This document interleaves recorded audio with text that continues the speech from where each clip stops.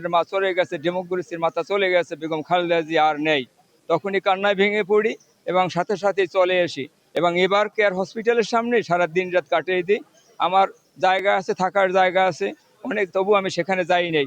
আমার নিজের মা যদি মারা যেত তাহলেও তো আমি পাশে থাকতাম। আজকে আমার মাই মারা গেছে, আমি তার পাশেই থাকবো, তাকে কবরস্থ করে জানাজা পড়ে তারপরে সরব, এই প্রত্যাশাটাই ছিল। কালকে অনেক মানুষ চলে গেছে, আমি যাইনি, কেননা তার মাজারে আসবো, দোয়া করব, মোনাজাত করব, মাকে যেন সর্বোচ্চ মোকাম আল্লাহ দান করে বেহেশতের, এটাই আমাদের প্রত্যাশা।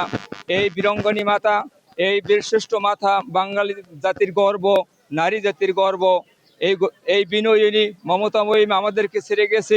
আমাদের কষ্ট আছে, কষ্টের পরও আমাদের একটা সুখ আছে বা শান্তি আছে, মনের একটা আশা আছে।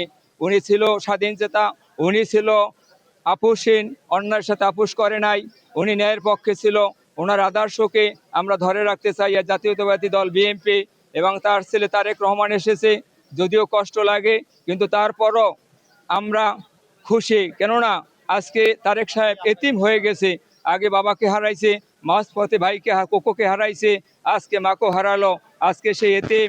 সে বলেছে, আপনারা আমার মায়ের দুঃখ কষ্ট রোগের সময় কত ত্যাগ তিথি এবার হাসপাতালের সামনে দাঁড়িয়েছিলেন, কত কষ্ট করেছেন, আজও আছেন, এই মাঠেও আছেন।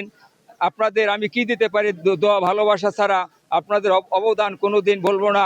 আমি ছেলে হয়ে যা করতে পারি নাই, বাংলাদেশের জনগণ তা করেছে। বাংলাদেশ সারা বিশ্বের মানুষ আমার মায়ের আরোগ্য লাভের জন্য দোয়া মোনাজাত করেছে, তাতেই আমি খুশি।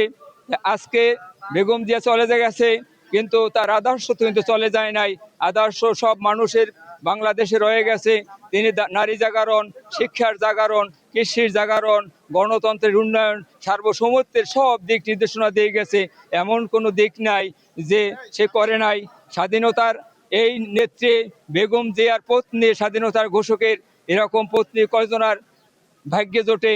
আজকে আমরা গর্বিত, তার আদর্শ নিয়ে যেন তার ছেলে তারেক জিয়া এই দেশকে গড়তে পারবে এবং তার নাতনি আছে ব্যারিস্টার তারেক জিয়ার মেয়ে, সেও আমরা ভবিষ্যতে তারেক জিয়ার মেয়েকে খালেদা জিয়ার উত্তরসূরি হিসেবে দেখতে পাবো, এটাই আমরা আশা করি। এই আসন্ন 13তম নির্বাচনে, 12ই ফেব্রুয়ারি নির্বাচনে তার এই মৃত্যু, এই বিয়োগ ব্যথা ভালো ফল বয়ে আনবে, কেননা 18 বছর নির্বাসন, 18 বছর স্বৈরাচার সরকারের নিপীড়ন নির্যাতন সহ্য করে নির্বাসনে রয়েছে। তা মা দেশ ছাড়ে নাই, তিনি বলছে বাঁচতে হয় বাংলায় বাঁচবো, মরতে হয় বাংলায় মরবো, দেশ ছাড়বো না।